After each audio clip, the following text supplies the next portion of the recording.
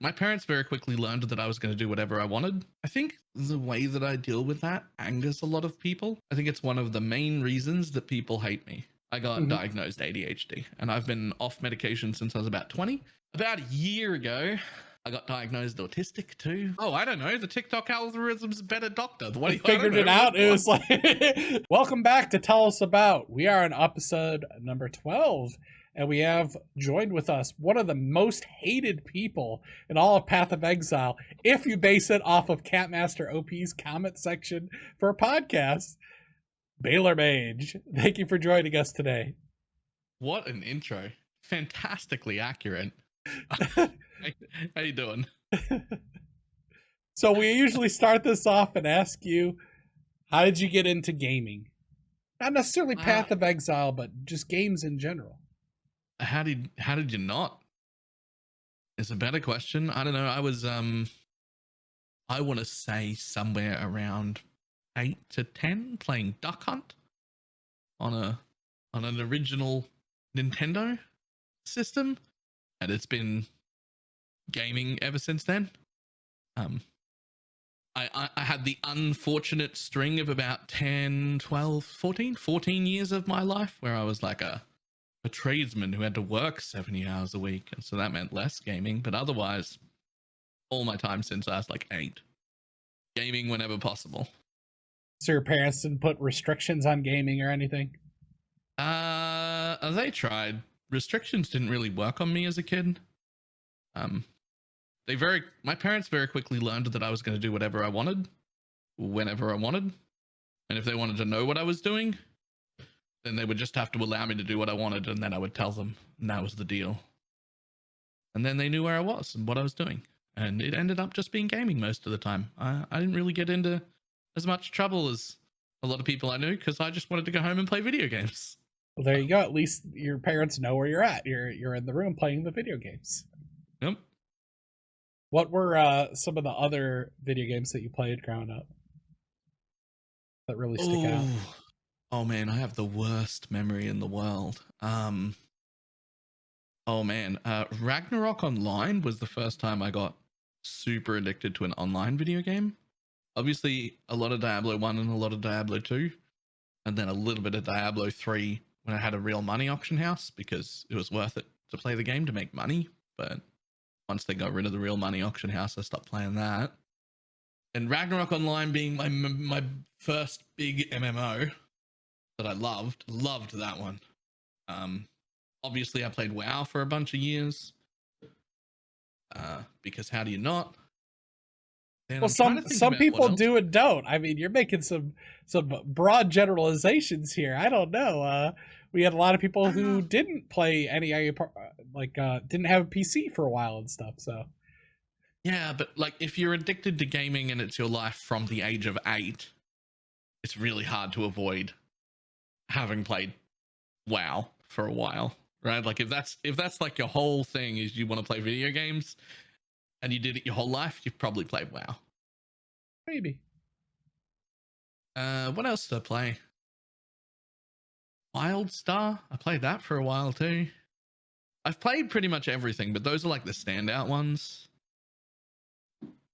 But I have the world's worst memory. You'll find that throughout this whole interview. I'll be like, remembering things. Yeah, this is gonna be like the worst time of your entire life because I'm gonna ask you all these things about your past that you can't possibly remember. That's what I just realized. Pure torture. That's what I live for. All right. What's your favorite game genre to play? Usually, is it ARPGs, MMO? Strategy stuff. It used to be MMOs, and I think it technically still is. Even though I spend most of my life playing PoE, which is not an MMO, I think the reason that's happened, I mean, PoE on its own is fantastic, obviously, but I think the reason that's happened is I just don't jive with any of the big MMOs that are running right now, even though it's like probably my favorite genre. And the biggest thing I got out of MMOs was playing with people that I was friends with. And I don't have a group of people to play an MMO with anymore. And sometimes there are like little streamer groups that go and play MMOs, but like I'm in Australia, I can't play on your 400 latency server. So I'm just kind of limited in that I can't really find Australian groups to play things. And then now, of course, because it's my job and main source of income, I can't just abandon PoE and go play an MMO for 7 weeks straight, 14 hours a day, because I'll go broke and that'll be a problem. But I think still MMOs.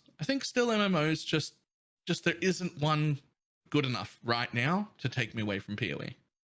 Doesn't exist. Did you try Lost Ark at all when that one came out?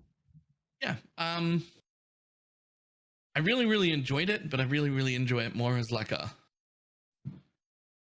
secondary or temporary game. It was really fun. Doing the quest was really fun. Leveling was really fun. The combat's amazing, but the end game's just sort of not there for me. Not grindy enough? More like too limited. Oh, okay. I can do all of the weekly grinds in 1.5 days. And then what do I do for the other 5 days? There's nothing for me to do because they've basically capped progression at like this speed, which is quite grindy for like an average player. But I'm a degenerate no life gamer, so I run out of things to do, and I can't use all my extra time to get further in front, and so I get bored. Gotcha. Yeah, that's what I'm finding. A lot of you guys are really like, I used to think I was a degenerate gamer. I don't think I ever was after talking to some of you guys. Like, I'll go short periods of time where I'll play a bunch or like the rush of the league or something, but then I'm satisfied, okay? But you guys are like the Energizer Bunny of gaming. Like, you just don't stop. It's like 14 hours a day, every day, and you're just like, that's bliss. I have to write myself out a schedule to stream less, because I need to start doing things. I started putting on weight. Like, I needed to start working out. I used to work in a career that was manual labor, and that kept me relatively fit. Like, and all that sort of, and just that ended with streaming, and I just sit in a chair. And so I sort of had to write myself out a schedule to force myself to interact with real life and like go out and see a person in person, face to face, like once a month or something, at least, just to have like some. I had to write that into my schedule, because if I don't, I will just start streaming, and then that's the day. What's the longest you've gone without leaving the place where you live? Oh, 6 months maybe. 6 months? Like, you didn't leave at all for anything? If I don't count walking 150 meters down the road to get coffee, then 6 months. But you didn't travel outside of that for 6 months? Yeah. Crazy. That was when I realized I needed a schedule to like see my friends and stuff, because I just wouldn't. Huh. I was like, I have like an attention problem where I'm just honed in on exactly this, and I've forgotten that the rest of the world exists, and I'm gonna need to sit down and do a schedule and like make time. Do you prefer to do like focus on one thing, or try to do a couple things at once? Prefer or capable? I don't know. Is there different? Can you explain to me how you would answer that one way versus another? I don't think, this sounds weird, but I don't think I get to choose. Well, with that attitude, you don't. I go where the dopamine takes me, because if I don't, then I do nothing. Oh. And if that means that I'm hyper-focused on only one thing, then I'm hyper-focused on only one thing. And if that means that I'm doing 14 different things a day, then that's where it is right now. And that I don't control when that changes. It just changes. And I've tried before to fight it and be like, no, I really need to be responsible and continue doing this thing. But then I hate doing that thing, even if it's something I loved yesterday. And so it's just not a productive way to get anything done. I just follow the dopamine, whatever makes me happy. Gotcha. Well, that could be dangerous, huh? In certain situations. Yeah. Does lead to some things not getting done when you wished that they did get done. Mm-hmm. So how did you first discover Path of Exile? Ooh.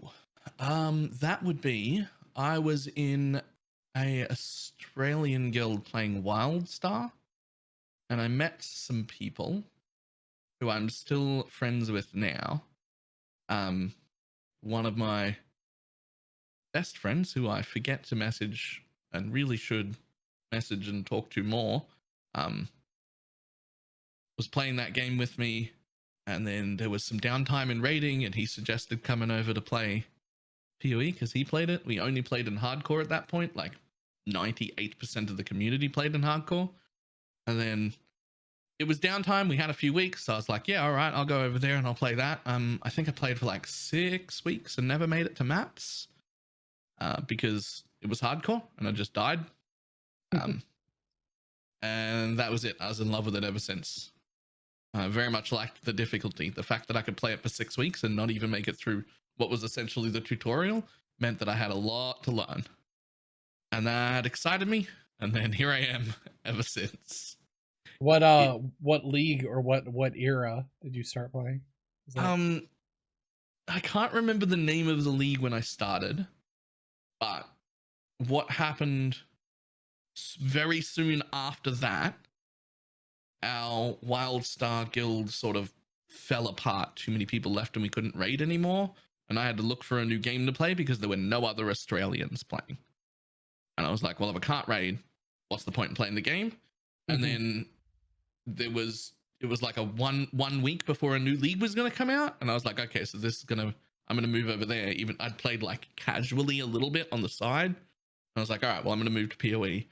And that league was the league that Bloodlines came out. And so I don't remember what it was called. I imagine it was called Bloodlines. I don't remember when that was. I think that might have been when there were 2 leagues. I think Bloodlines was in softcore. Bloodlines was hardcore. Okay, maybe. And Tormented Spirits was softcore. I'm not sure about that. Yeah, back in the day, I mean, they used to be separated. So it was back when they were separated. Yeah. What I remember is that we got to the end of Act 2, but we were slow enough that we just didn't progress into Act 3 for like 6 hours. We just like farmed in Act 2 because people were entering Act 3, and the group of magic mobs that did the Ice Storm, they were popping up all at once, and all Ice Storm. Oh, I remember that. Yep. They were just one-shotting everyone. People were getting 15 levels over, fully res capped and everything, and they would just die before they even saw anything. And because of that, we just waited. We just waited in Act 2 and just farmed Fellshrine Ruins until the patch came through to fix it. It was like 6 hours. So that was my first like real league. Like that's when I like started. Right? And then I've been here ever since. So you started in hardcore. What do you play now? Trade League, right? Softcore trade, yeah. So why did you change? A few reasons. Back then, it made more sense to start in hardcore. The game was a lot harder then. It's a lot easier now. It's way easier now to survive in hardcore than it used to be then. But it was also like not really that much content then. So if you went and played in softcore, you'd be done with the whole league in a week. Because there just wasn't really that much to do. So the only thing that made sense was to go play in hardcore, because that gave you a reset that would keep you interested. Nowadays, there's so much content in the game. Like even if you play a degenerate amount like me, you can't be done with the whole league in 2 weeks. You can decide you're done playing in 2 weeks, but you haven't done everything. You've just done everything you felt like doing, but there's more. There's tons more, right? And so now it makes a lot more sense. I think the turning point for me was I made a build. I can't remember what the build was, but I made a build and no one else had made it. And I was putting it on YouTube. I was like a little tiny baby content creator. My videos were terrible back then. Don't go scrolling back years through my YouTube channel. It's horrible. But anyway, that's what we're doing after this. I started a build and people were really interested in it. And then it died. And I was like, oh, well, I have to remake it because I didn't get far enough through the progression to show people. It was like my first build that was like popping off on YouTube, which like popping off at that stage for me was like 1,000 viewers. Like 1,000 people had watched the video, but my videos were getting 14 to 50 views. So 1,000 was a very big deal. Right. So I had to remake that character and then I died while leveling. So I had to remake that character again. And then I died at the same point I was at. And then I had to remake that character again. Then I got up 4 levels higher and died again. And the next league, I was like, I'm going to softcore, man. Like I can't make content in hardcore. I'm not good enough to live, and I need to see these build ideas through to fruition so that I can share them. And so I just moved to softcore. So basically, I'm bad, is what I'm saying. Oh. You're talking to a fellow baddie, you know. Yeah. I always say, like, yeah, I make good builds, but I'm not actually good mechanically at the game. So that's why we need good builds. Well, I think it helps because, like, since I'm bad at the game, the builds that I'm going to make are going to have more HP than the other people who are actually good at the game, right? So you're probably going to have a better time if you're like I don't want to play any of the Mathel 2.3k life builds. Yeah, exactly. He'll destroy Uber content on them. He'll go screaming through tier 16 maps. He makes it look really good. Yeah. But like he doesn't get hit. He's a good player. He dodges things. He knows where to stand. I can't do any of that. Yeah. Exactly. Exactly. But it's also cool that the game is built in a way that you kind of can build around it to a certain extent. Like you can make good enough builds with enough investment that you can kind of you know, even I can clear most of the game. Yep. So you mentioned there's tons and tons and tons of stuff to do. How do you go about choosing what you're actually going to do in the game? I think I don't. I think I just try everything, and then whatever's the most fun, I do that for a while until I get bored, and then I just move on. I just do the next thing. How do you know that it's the most fun? I try everything. And then you're like, then it just hits you, and you're like, that was the one. That was the one thing that we're doing. I'll just be like, that's that thing. I just had so much fun doing that. And so I get a lot of people being like, you just min-max profit, but I never min-max profit first. I min-max fun first. I find the thing that I enjoy doing, and then I figure out how to min-max the profit out of the thing that I'm enjoying. Right? Like that's the main thing is what's the most fun I can have, and then how do I turn that into the most amount of profit it can be? And that works for me. Yeah. I don't know. There's a lot of the game, although there's a lot of things that I just don't enjoy in the game. Heist is one. Yeah. Blighted maps at all, or Blight Ravaged. No, I don't. I have entered the Rogue Harbor one time since Heist League, and I regret that time. But eventually, enough people from chat had told me Heist is actually really fun now. You just need to get through the boring initial start and gear all of your rogues and like get used to it. And I was like, okay. At the end of one league, I was like, okay, I'm going to take a few hundred exalts.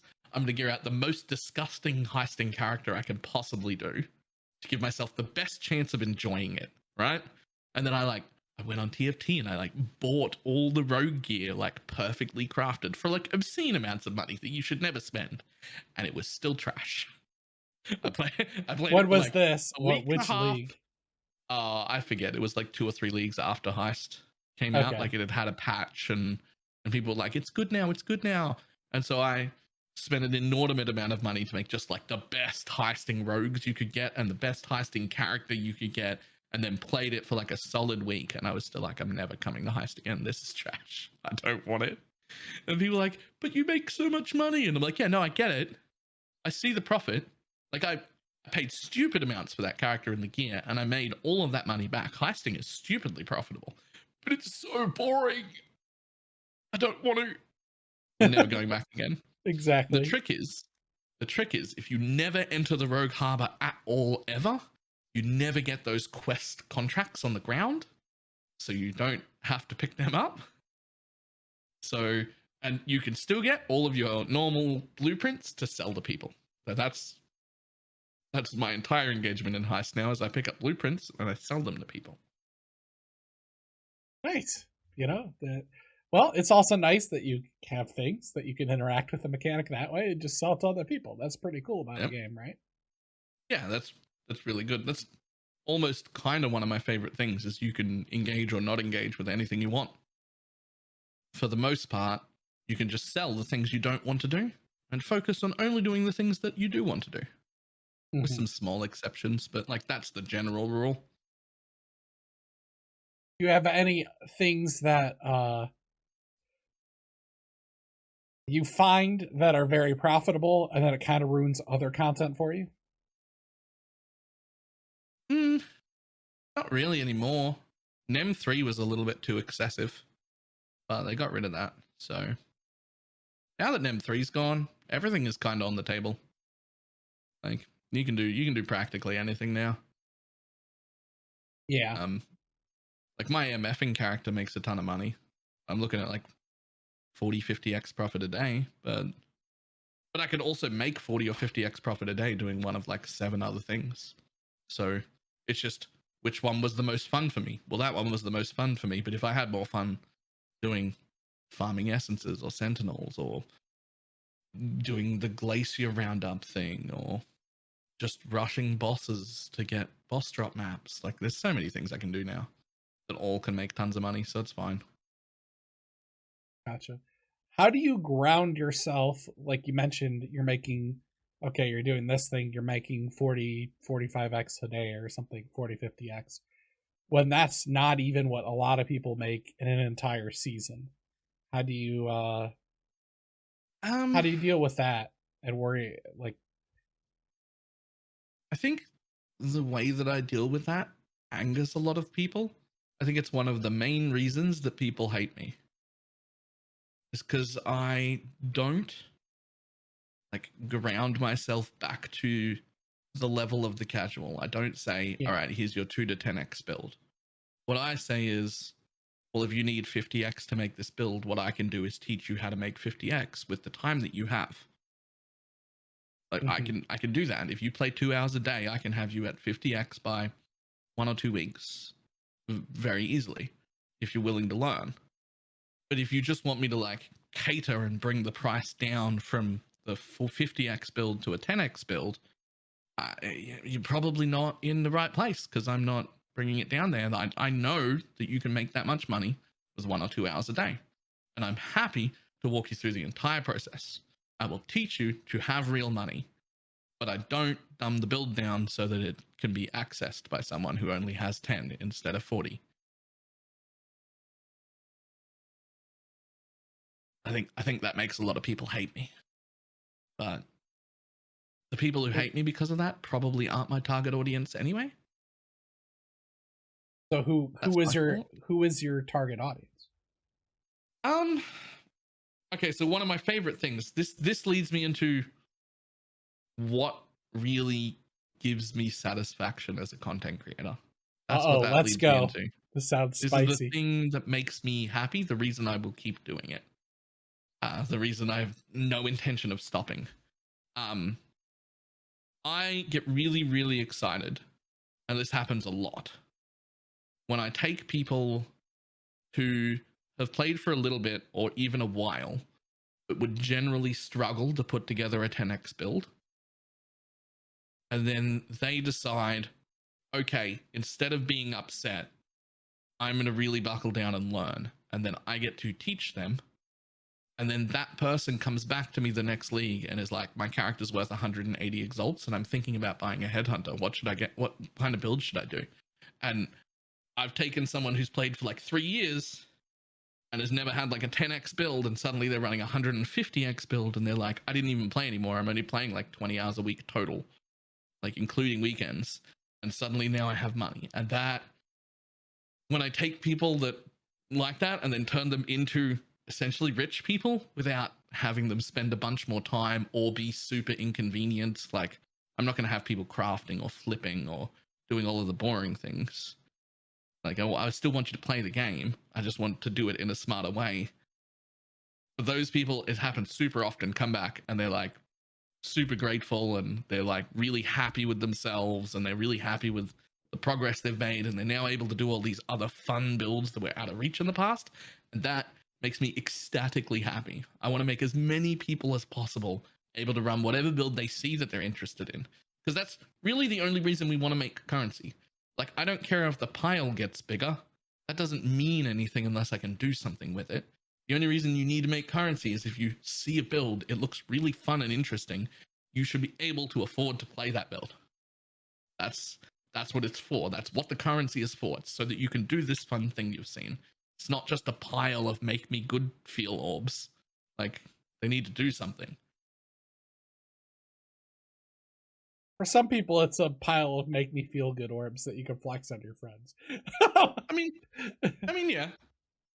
There is a little bit of that. Like when I pile over onto the like third stack of chaos in your currency tab, like that feels it's a little hard not to be like, oh, hang on, I'll just give you some of my 15,000 chaos. Like, there's a little bit of that, but like, oh, did I mention I have 15,000 chaos orbs just in a day's work?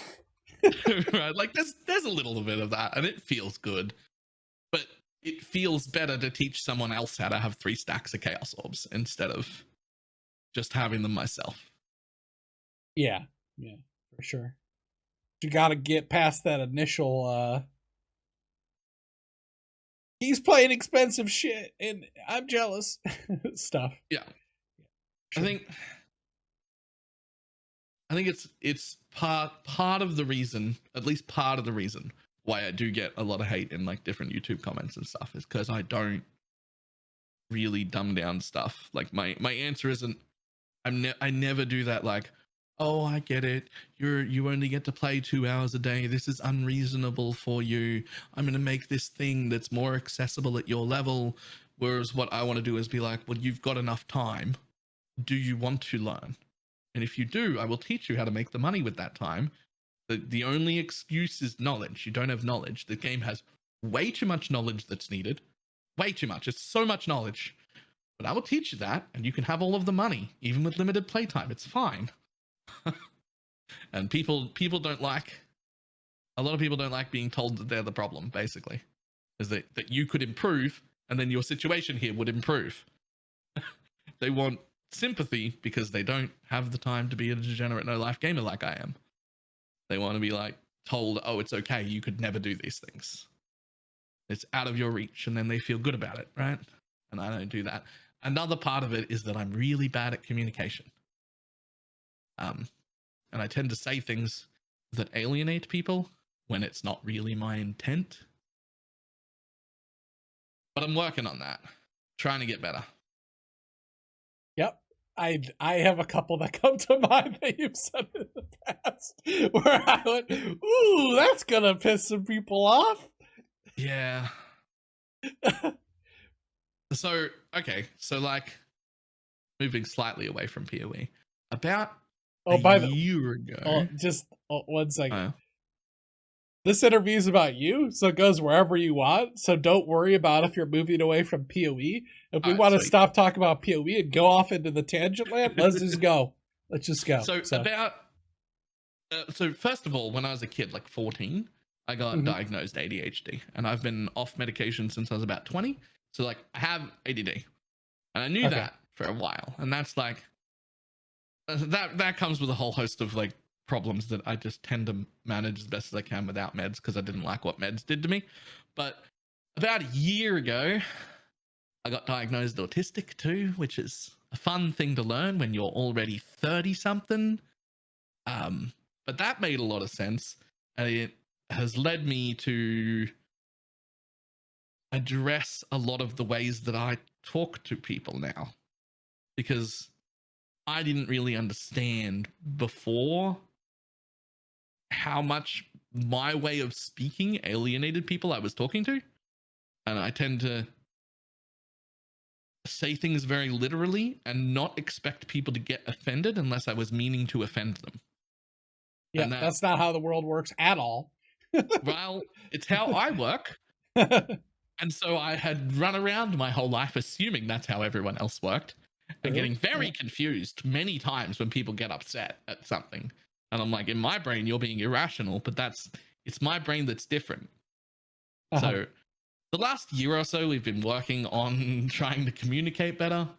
Some really good friends of mine who found out when I called them up, I was like, hey, so I got diagnosed autistic, and they were like, oh yeah. And I'm like, wait, what do you mean? Oh yeah. Oh, I'm glad you finally figured it out. we knew that since you were a teenager. And I'm like, what? No one told me? They're like, oh, we thought you knew. It was super obvious. And I'm like, wait, what do you mean? Wow. And so I don't know. I guess I was a little ignorant before that, because I would just assume that, like, I don't know, I had no knowledge of it. And so in my youth, I would be like, oh, autistic would be obvious, right? You think of like the stereotypical media portrayal, but that's not how it is. And learned a lot since then, obviously. But a lot of the reasons that I piss off a lot of people is because of that. And I'm working on that. I'm working at communicating better. But that's a long process. That's a long process. I have no idea what the actual like things, warning signs or whatever. So maybe, yeah, I have no idea to like diagnose someone or something like that. Maybe I'm just like, hey, they're a little bit rough around the edges or something like that. You know what I mean? Well, a lot of it is you wouldn't, even if you knew, it's hard to tell because of masking, which is something I've been doing my entire life, which I didn't even realize had a name or was a thing. But like, it's things like, I find there's a script to every conversation that you have that has to be followed, or if it's not, people will interpret you as rude, even though the entire script is meaningless and it doesn't mean anything. But I have to like check off all of these conversation boxes with people before talking about anything meaningful, because otherwise I've been rude and I'm perceived rude, and then they get upset with me. And like, it turns out that whole checklist of things isn't a thing that goes through in everyone's brains. They're not thinking about it. That's just how people start conversations. And they just ask questions. They're just like, oh, hello, how are you? How are your kids? Like, they're obviously fine. If there was something, we know each other. If there was something wrong, you would already told. That's a pointless question. Okay, so it's like 3 minutes in the intro, and then it's like small talk and that sort of thing. That you're like, there's a lot of things. There's like situations like I don't know, just going to a new area or a new event for the first time.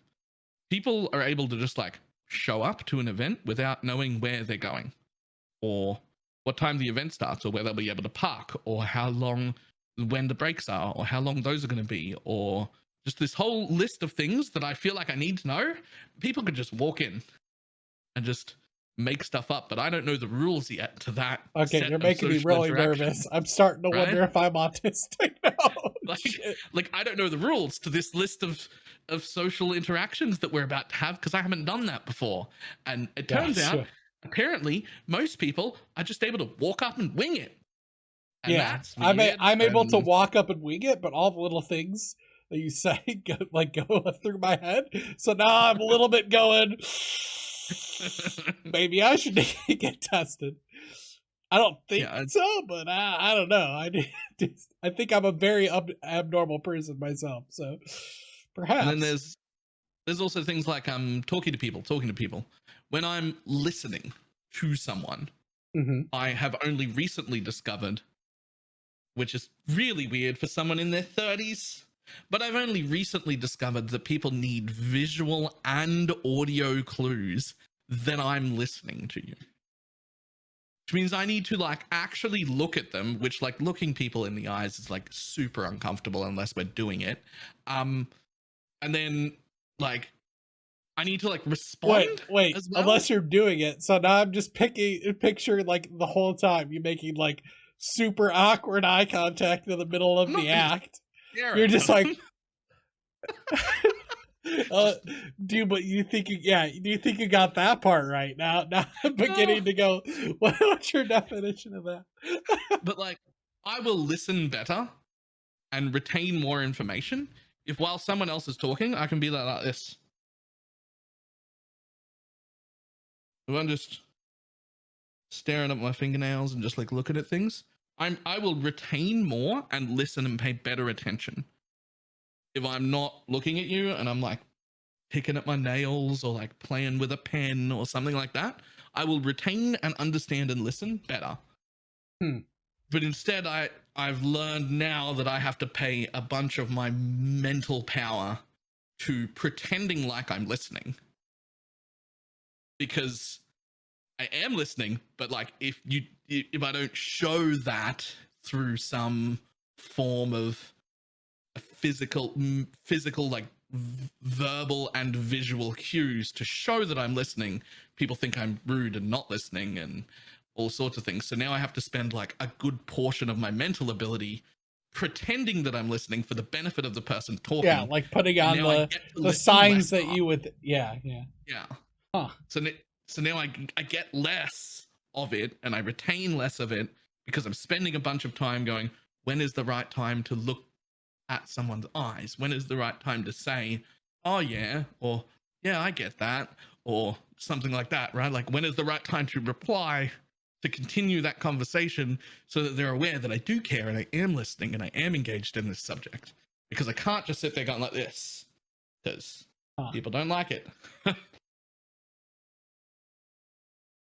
That's very interesting. New. Yeah, that's all relatively new to me. I wasn't aware that this was a thing that I had, and it's led to me.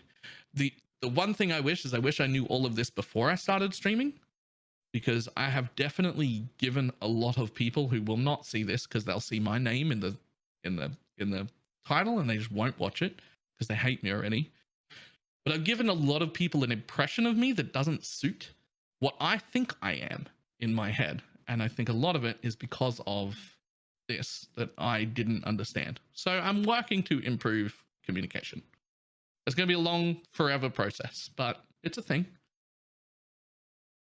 Now you got me all like worried and stuff, and I'm like, geez, do I do all these things that I'm supposed to do?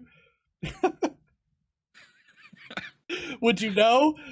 Did you like, were you so preoccupied with yourself and you didn't pick up that I don't probably do half the stuff you're supposed to do?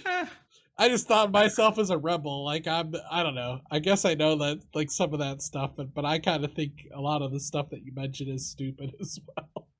Like one of the things that I think is stupid is politeness. Mm-hmm. I think politeness has been so ingrained into everything that it is now a meaningless thing. Yeah, and that's people how a lot push of back things against are. that, but like you're supposed to say please and thank you. Could you please pass this thing? And then you get it. Thank you. Could you please pass the salt? Thank you.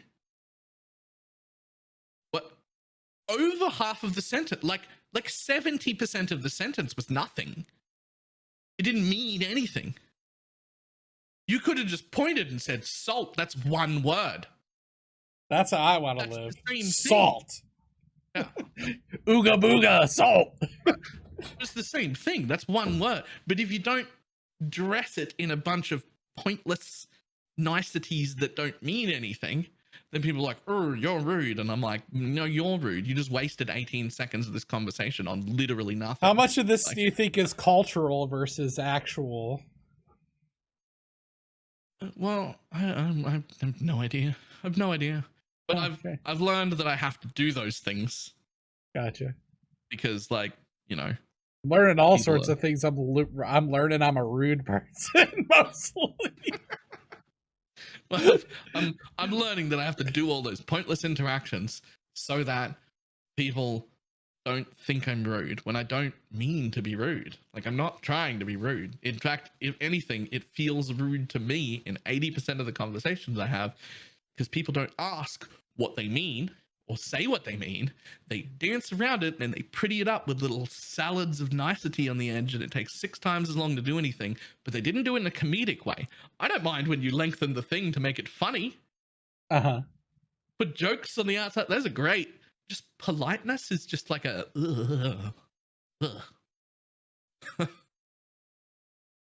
I feel the exact same way, so I'm very much relating right now, and I'm probably going to have an existential crisis after this, so thank you very much, sir. Which TikTok videos did you say that you watched that did this? Because I might have to go.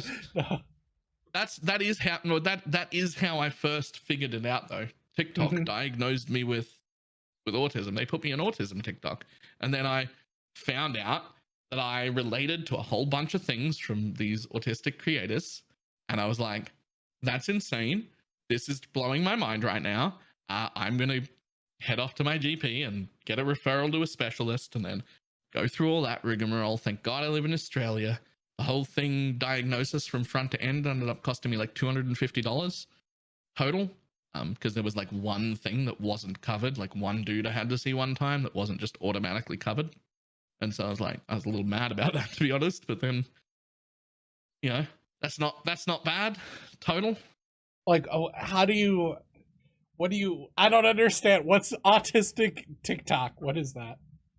Well, it's just TikTok with a bunch of autistic creators. That's people talking about autism and like how it affected them and like what they did to work on it. Yeah, but how did you get pushed there? Oh, I don't know. The TikTok algorithm's a better doctor. They figured it out. It was like you watched a bunch of videos, and the next thing you know, all it is a bunch of creators talking about their autism. Is that what happened, or what? Like, pretty much, yeah. So here's the thing about TikTok. It's got one of the best algorithms I've ever seen.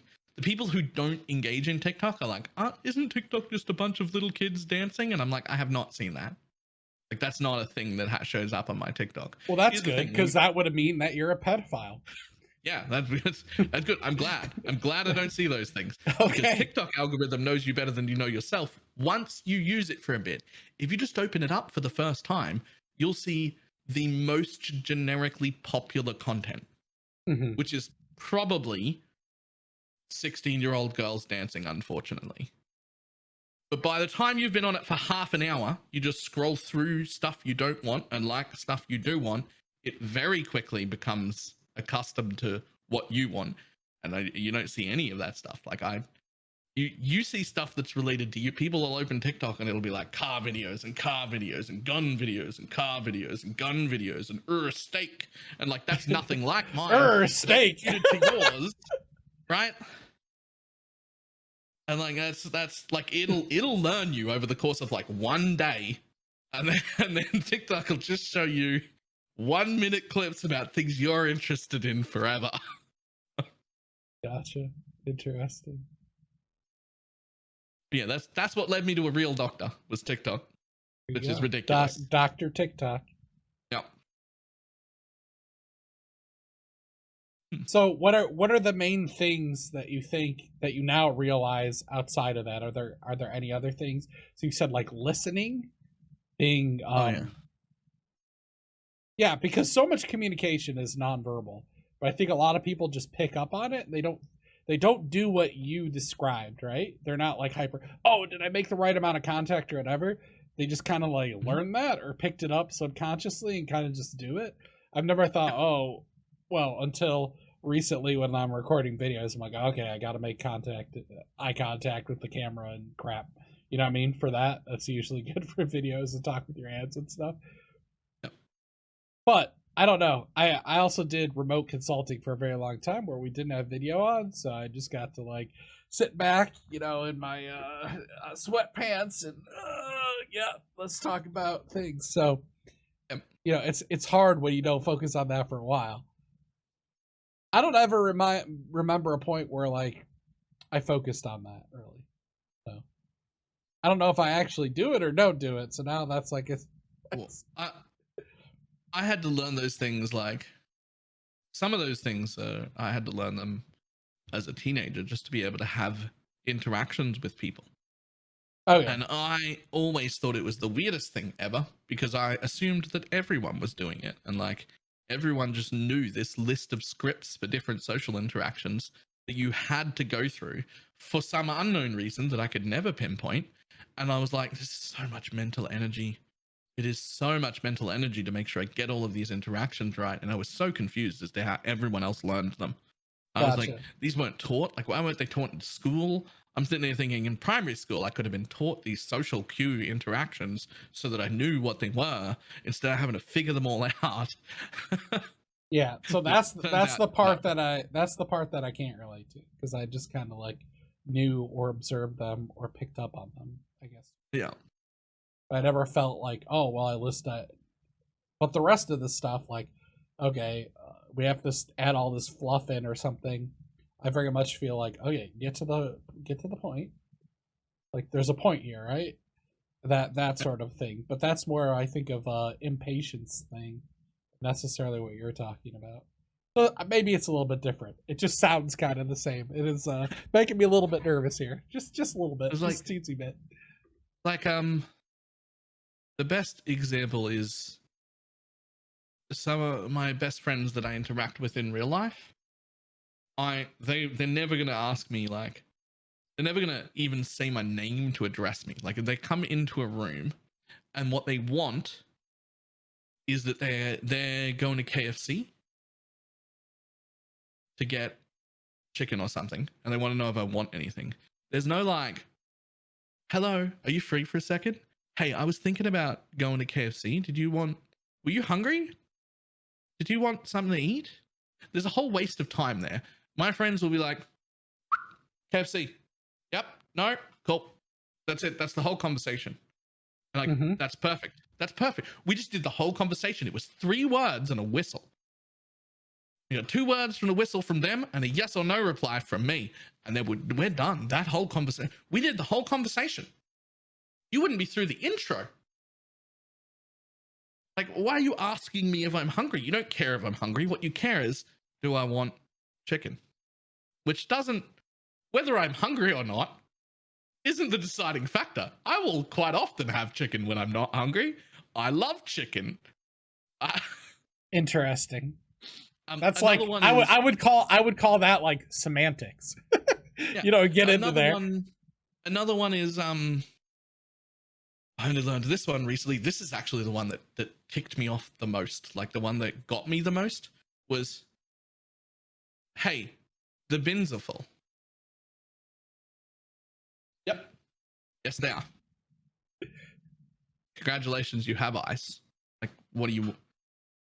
So you didn't get the subtle hint that, like, what take them out.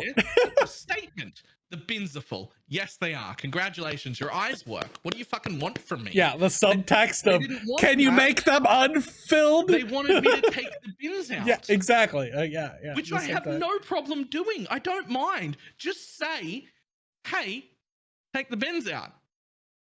Yeah, that's a politeness thing, though. They're like subtly hinting without exactly saying directly the thing. So that's like the type of stuff. It's not laziness, though.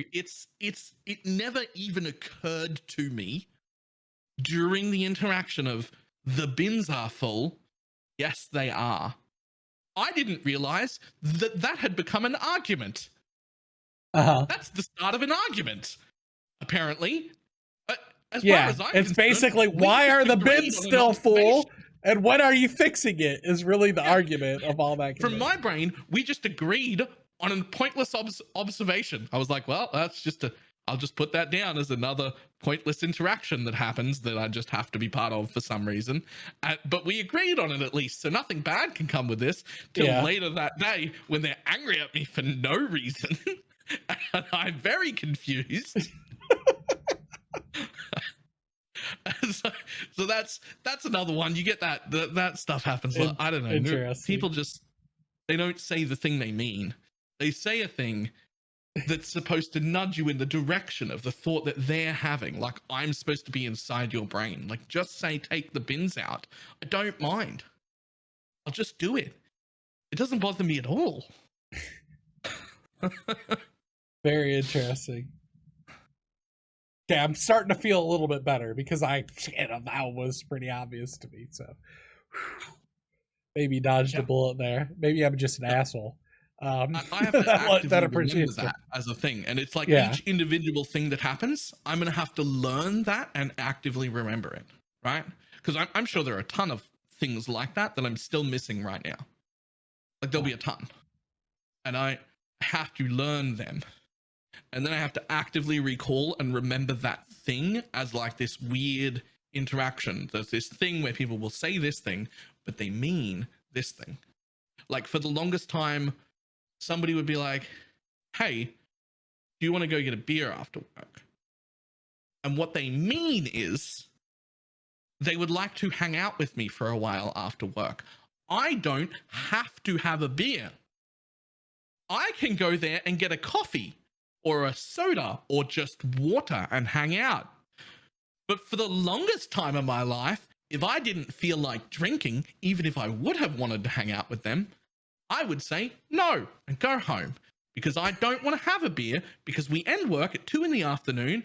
and I have this thing to do at 5 that I can't drink before because it would make me feel just like there's a sports thing or like a charity thing that I was going to, or like something I don't want to show up drunk to. So I would say no because you said, do you want to have a beer? But what you meant was, would you like to hang out for an hour after work? Yeah. So you take you take the all statements as like fully literal, basically. Yeah. Sort of. It becomes a lot easier when you know someone really well. It becomes a lot easier to like identify what they really mean, right?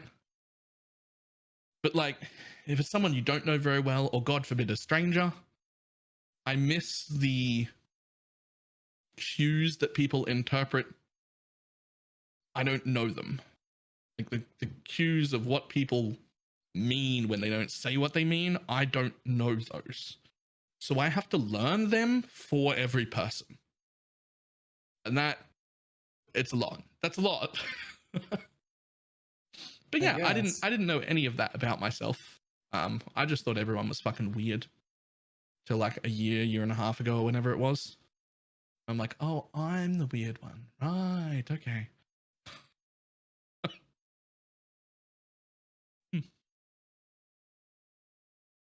I don't know what to say. You shut me up for a second. I'm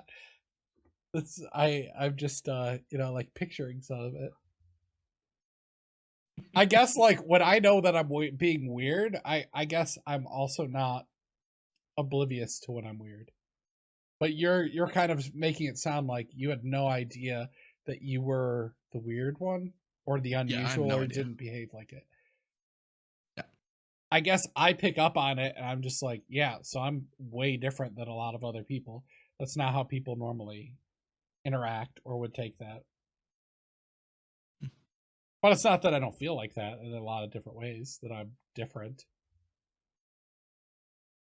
I guess my advice to you would be, you think that there's rules that everyone follows and stuff. Most people are just winging it. I have no idea what those rules are. I can tell you right now. Yeah, with the social cues. No, that is why they do know them. They do know each one. This is why you think everyone has their different set of rules you have to learn, because you haven't you haven't realized no one knows what the hell they're doing. And that's why there's so many little individual rules. But there is a set of rules. Kind of, I guess. People don't know them. They can't articulate them. But somehow, a majority of you fuckers just follow them. You just collectively understand. And I don't. Yeah, gotcha. As my best friend since I was like 14 has gotten really good at like correcting me when I'm doing weird social things. Like it's because she's been my best friend since we were like 14, and she'll just be like, no, stop it. Remember the introduction part. I'm like, right, back to that. But since you're she would do that since you're 14, and you didn't realize that was weird. Like, did she know what it was, or did she? Yeah, she and her whole family, who's like my second family. Like since as a teenager, I would just walk into their house even if she wasn't there, and like see her mum and her dad and her brother, and I'd go over and do family dinners and stuff like that. And like they all knew. They all knew, and no one mentioned it to me. When I went over there at 30 to tell them, all excited, they were all just like, yeah, of course. Oh, Yeah, they're like, why do you think we coach you on the social interactions all the time? Because you don't get it. What do you mean? Yeah, exactly. So yeah, your friend like knew and then knew to coach you, Yeah, but didn't bother telling you her the other brother part. is super aspergus, like right in, like Okay. like blatantly obvious, right? Okay. And like I always got along with him great too. I was like one of the few people who got along with him great. I just thought I was good with people at that point, which turns out is the opposite. But Yeah. I just thought, yeah, no, I'm just good with people. Like it's fine. No, you're not. You're not, Baylor. You're not good with people at all. What you're really good with is people on the spectrum, and there's a reason for that. Because you are too. Yeah. Yeah. Oops. Look, there were plenty of signs that I should have seen. Okay, like What else? What were like?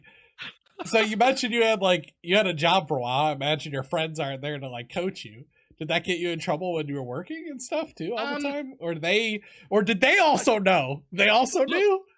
I wouldn't know. I wouldn't know. Here's the thing. There's no way for this not to sound arrogant. I hated my career and I was exceptionally good at it. Which means I'm in high demand. People call me still, even though I haven't walked into a print factory in 4 years, I still get an occasional call being like, hey, you're looking for work? We'll pay you like double market rate to come work for us. And I'm like, no, you couldn't pay me enough to walk back into a print factory. But it meant everywhere I went, I didn't really care about offending people. I would just say things and they would get done because they wanted me to run the machines because I ran them better. Mm-hmm. I produced better work at better quality, faster than everyone else around me. So they just like overlooked it. Like, yeah, basically yeah. they overlooked it anyways, even if it was, you wouldn't know. Yeah, so I just never really encountered problems because they were just, I guess they definitely had to have known. Right? Because I didn't know, so I definitely wasn't masking as well as I can do so now that I understand. And so many of the places I worked would definitely have had to have known. They would have had to have known. There's no way I got away with it. But I think they just let me do whatever I wanted because I had a really good work ethic. I would always show up. I never missed days. I did overtime whenever it was needed. And I worked hard and I did a better job. And they were willing to pay me quite a lot. So I think I just got away with it. I just overlooked my weird quirkiness. Yeah, exactly. I probably would have just considered it. I'm not sure that I would have known to a certain extent either. There's probably people that I know that probably like I didn't know that they were or what it was either. I'm just like, they're kind of awkward, and then I helped them a little bit, but I didn't actually like that. They would also have thought that I was just really arrogant because I come across as really arrogant, which I've learned over the last few years. Mm-hmm. Which is like, I've never felt arrogant. like that's not the way I feel. Like in most things outside of my actual career, I am almost always anxious, nervous, and feel like I don't belong there, and like I've tricked people into believing that I belong in this little circle. Like I've never been in most things confident enough to feel arrogant, but apparently I come across arrogant super often. I don't know if anybody who's arrogant knows that they're being arrogant either, too, though, like ever. Do they? I don't know. I mean, they probably feel confident. I imagine you feel confident and it comes across as arrogance. Yeah, probably, but they probably don't perceive themselves as being arrogant. but I don't even feel confident. Like most of the time when people accuse me of being arrogant, I don't even feel confident Yeah, at the I would time. say Like I at least feel I'm not confident even enough sure anyone of I'm my own dating. ideas. Mhm. Right? I'm not even sure of my own ideas when people are like, "Oh, he's so arrogant," and I'm like, "I am so open to being wrong right now." Like, what? And I'm pretty sure a lot of it is just communication. Like, I don't communicate properly. It's ADHD and autism, and me not knowing that that was a thing until into my early 30s, and now I've got to like learn extra stuff. But we're working on it. It's fine. We're getting better. So I guess I completely misunderstand ADHD as well, because I thought it's usually like hypertension, like you need to be occupied all the time.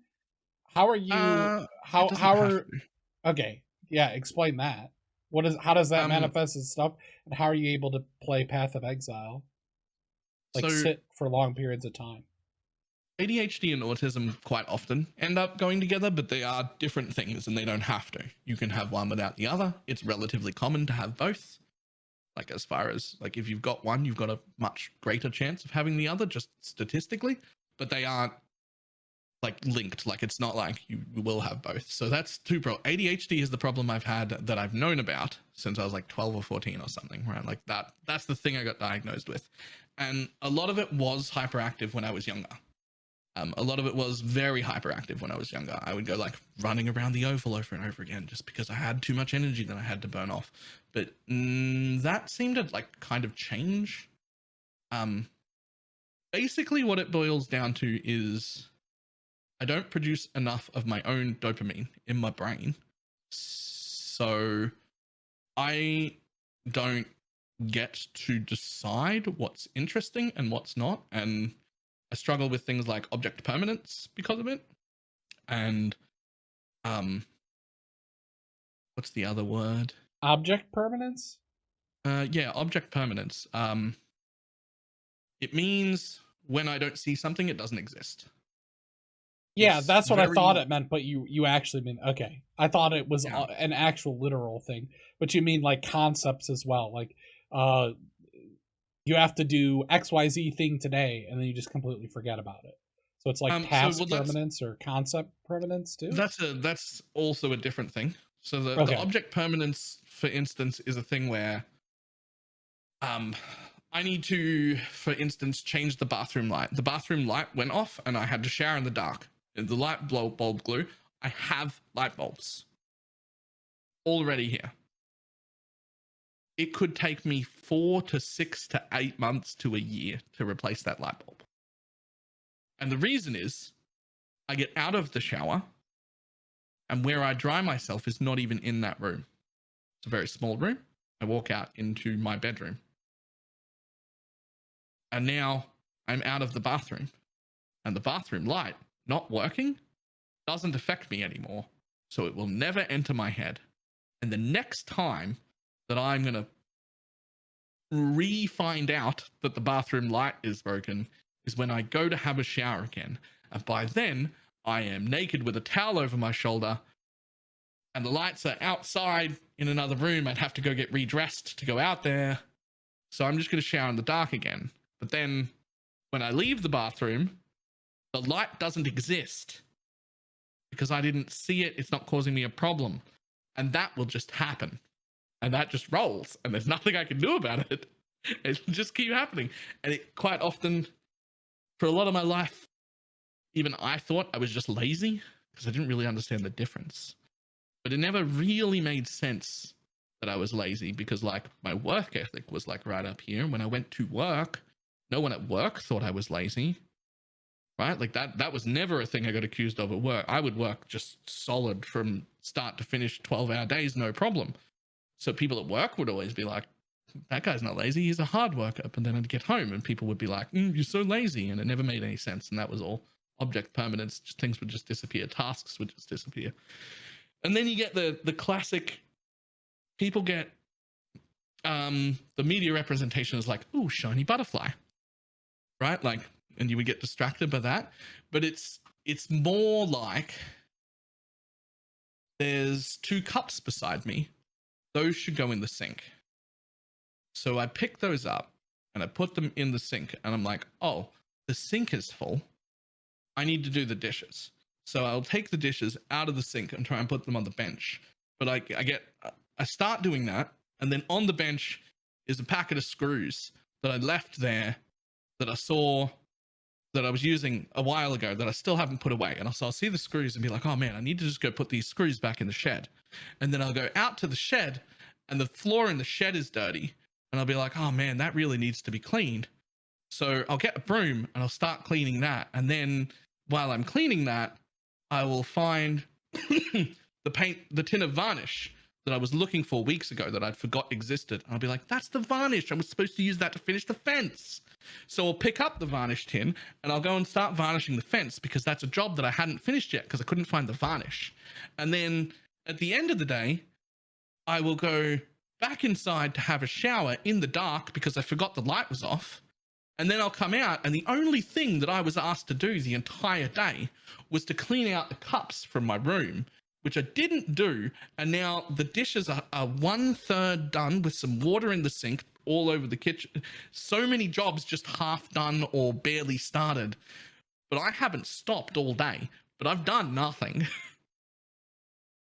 Well, it doesn't sound like you did nothing. You swept an area, you varnished the thing and stuff. Yeah, but I didn't do anything that I was meant to do. Yeah, you didn't do what you were supposed to do. Interesting. Yeah, and that's ADHD working for you. That's Okay. ADD working for you. It's just you just follow, and then the last task you were doing, object permanence, just gets rid of that. And you see a new task in front of you, and you start that until you get distracted, and then it's horrible. Gotcha. But could you stop yourself and finish the task when you see the other thing? Only if I remember it, which I probably won't. So, I mean, like, you do the dishes and then you remember that okay, whatever, take them out. Can you actually force yourself to keep going on that task without starting new ones? If I'm actively thinking about it, like if somebody is like leaving the house and they're like, I really need you to do those dishes and finish them the whole way. The only way that happens is that I will spend the next, how long does it take to do dishes? Like 15 minutes? I will spend the next 15 minutes saying out loud, do the dishes, finish them, put them away. Do the dishes, finish them, put them away. Do the dishes, finish them, put them away. And I'll be saying it the whole time while I'm doing it. Otherwise, you're going to get distracted. Do the dishes. Yeah, I will repeat it for 15 minutes straight while I do the task. And I will not stop saying it until the task is done, because if I do, I could get distracted by something and just walk away, and I'll never remember to do them again. So how were you able to do your job then? It was just like one thing that you had to do, and then there was nothing else that would get you distracted on it, or? A lot of things. When I work in my trade, I have basically one job, which involves a ton of tiny little jobs and a ton of skills. It's like a 4-year apprenticeship and everything. Like, it's a lot of skills involved. Mm-hmm. But basically, I have this machine. It's worth like $1.5 million. And my job is to get a finished product out the end of that machine.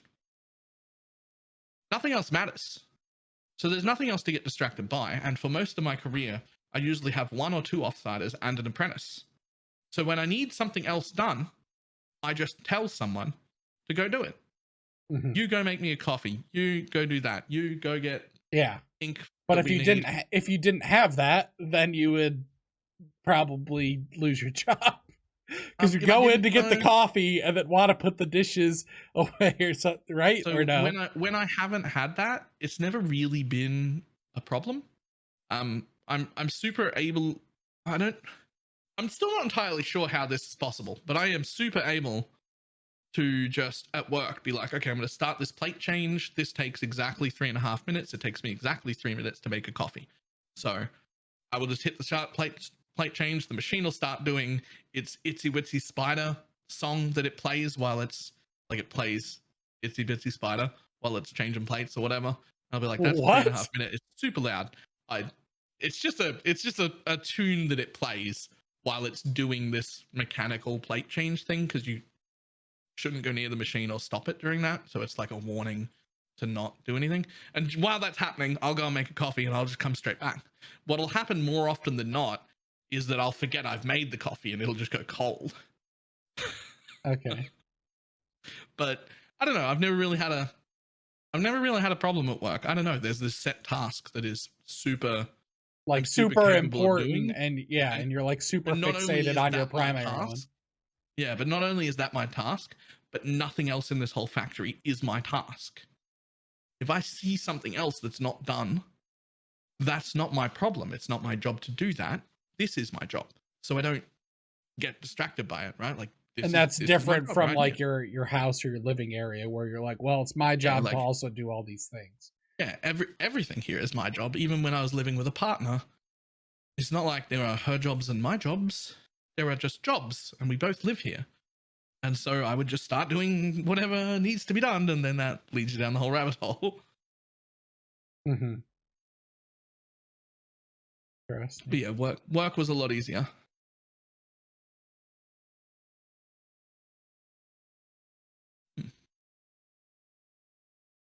Very interesting stuff for sure. So does this happen how does this affect you streaming? Now that you've come to this realization, or just interacting, or even doing like the podcast, how is it manifested in certain ways? So there's the flip side of it, which is instead of getting distracted, you can be hyper focused, which is another thing where you just everything else disappears and you can just be focused on this one thing. A lot of ADHD people will find that they'll have the ability to read a full novel all at once. It might take them 16 hours and they forget to eat or drink or pee or do anything until someone distracts you. You don't even notice that you're hungry and you need to pee and you're cold because you were just absorbed in this book and hyper focused. I've got that as well. Like that happens as well. Streaming is like a whole. I'm not really sure about what happens there, but like when I first started, it was a really big struggle because there weren't enough people talking in chat. So I would quite often go an hour at a time without anyone typing because there was like 3 people watching and I was 2 of them, right? So like you had to wait for someone to click on your 3-viewer stream and then like it enough to say something. And when it goes that long, I just sort of forget that there's a chat there and I don't look over and check it. Those problems have all gone. Chat is generally active enough. There's not like, you don't go 5 minutes without someone saying something. And so, I don't know, it just works really well. I really enjoy it. During that time, did you forget you were in streaming entirely? Oh yeah, many times. Many times. I'd forget to keep talking. I'd just get up and go away and go do something and then go down your whole damn. Next thing you know, live. I'm doing a thing. And go back in, but like that doesn't. You finish painting. Anymore. You finish painting the fence at the end. You go and take the ditches. Then you go down the whole thing. Oh, the screws to the yard, to sweep, to do the fence. Then you go like, oh crap, I'm live. Yeah. Oh geez. That doesn't really happen anymore. Yikes. I don't know. I guess I'm used to it or something. Gotcha. Interesting. What about like the podcast that you do with CatMaster? No, they're all pretty good too. CatMaster's exceptionally good at making like 40-minute outros, and I lose a lot of focus at that point because I like know that the podcast is over, but he keeps like asking this one last question, except his one last question will be like the next one is also the one last question, and then the next one after that is also the one last question. I get a bit lost at the end there, but like through most of it, I'm good. He's gonna watch this and be like, "Thanks, Balormage, throwing me under the bus." No, hopefully not. He knows. He knows by now. He knows when you like zone out at the end, basically. Yeah. Gotcha. Okay. You said you have to stream in like 10 minutes or something, right? Oh, yeah. Yeah. I'm scheduled to go live in 10 minutes. All right. So I guess we'll wrap it up there. We ended up mostly talking about autism, I guess. But I found it very interesting. Huh? It was some PoE as well. Yeah, we talked about it for like the first 15 minutes, you know, it goes where it goes. So anything you want to plug or shout out, we'll have your socials and stuff in the description. So anything you want to, any upcoming things you want to? No, I have big trouble planning things ahead of time. I just do stuff and then make videos on them, which is Probably why YouTube is so inconsistent. But we're trying, we're getting better. We're getting more YouTube out than ever before. So hopefully that keeps getting better. And when do you stream? Every day almost. Times change a lot because I still have to do a part-time real life job because I don't make quite enough from streaming. Schedule's always on my Twitter and in my Discord every week. I post a schedule, which will have when my streaming hours are on. There you go. So join his Discord and look on follow him on Twitter, and yep. There you go. Catch him live on Twitch almost every day. Thanks for joining us. Bye, everybody. See you guys in the next one. Goodbye.